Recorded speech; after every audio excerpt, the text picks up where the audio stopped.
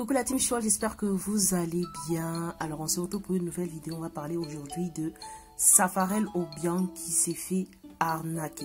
Safarel Obiang a décidé de s'offrir une maison de 45 millions. C'est ainsi qu'il rencontre une dame. Au fait, c'est son producteur qui lui a fait mention de cette dame-là, comme quoi elle vendait des maisons à Bassam. Raison pour laquelle il l'a contacté. Comme je vous ai dit, Safarel Obiang était intéressé par une maison de 45 millions. Raison pour laquelle il a donné rendez-vous, ils se sont donné rendez-vous avec cette dame-là pour donner une avance pour la maison. Il a vu la maison l'a plu et tout. Donc le jour du rendez-vous, Safarel a tiqué un peu. Il s'est dit, bon, faudrait pas qu'il donne. Normalement, il devait donner 30 millions. Et le jour du rendez-vous, il a tiqué, il a dit, bon, c'est mieux, on va donner 10 millions et parce qu'on ne sait jamais. Donc le jour du rendez-vous, Safarel Obiang se présente avec 10 millions à la dame, elle lui fait le reçu, tout.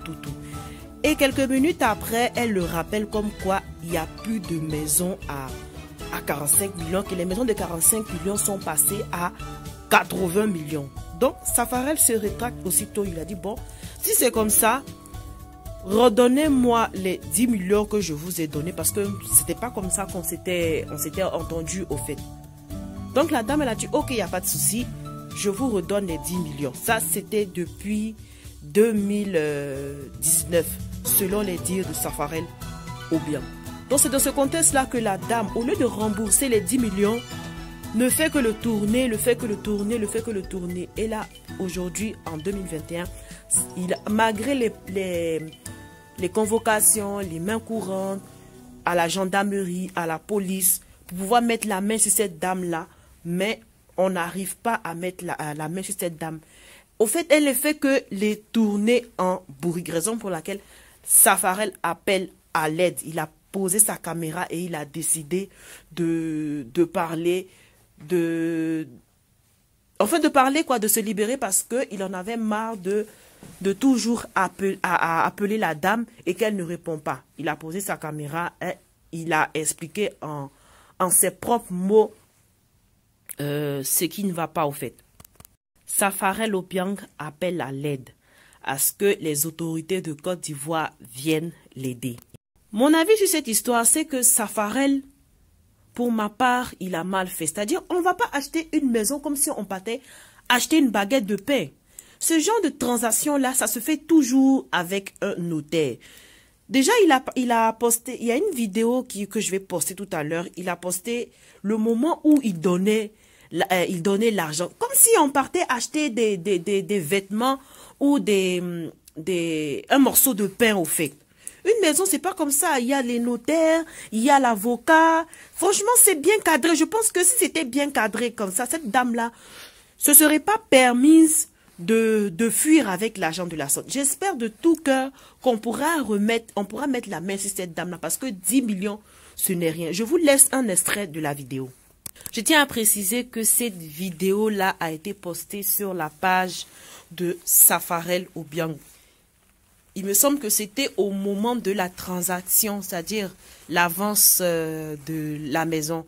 On voit Safarel Obiang, on voit les billets de banque à côté. Et juste à côté aussi, la dame assise avec le t-shirt vert, il paraît que c'est la dame en question au fait.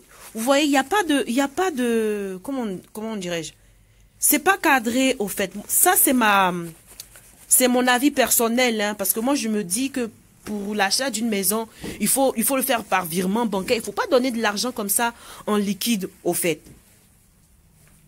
Pour ma part, pour un artiste de renommée comme ça, pour ceux qui ne savent pas, Safarel Obiang, c'est un artiste. C'est un artiste, c'est pas n'importe qui. Sachez vous entourer des conseillers, de bons conseillers avant de faire certaines choses, au fait, certaines transactions. Entourez-vous des conseillers parce que je pense que si Safarel était entouré de bonnes personnes, était entouré avec un bon staff, des bons conseillers, je ne dis pas que ceux qui sont autour de Safarel sont des mauvaises personnes, non, j'ai pas dit ça, mais sauf que si vraiment il était allé faire cette transaction-là avec un notaire, avec un avocat, je pense que cette dame-là aurait plus de retenue, elle n'aurait pas fait ce qu'elle a fait, au fait.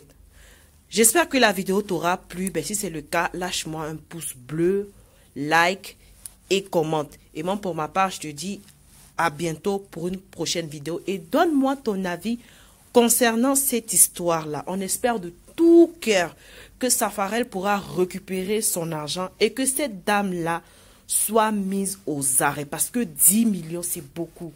10 millions, c'est peut-être c'est son travail, c'est tout son travail qu'il a mis dans cette affaire-là.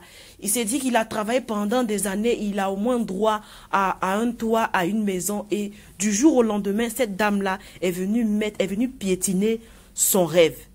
Vraiment, j'espère de tout cœur qu'on pourra mettre la main sur cette dame et que Safarel puisse avoir son argent. Merci d'avoir suivi la vidéo. Je te dis à bientôt pour une prochaine vidéo. Bye bye.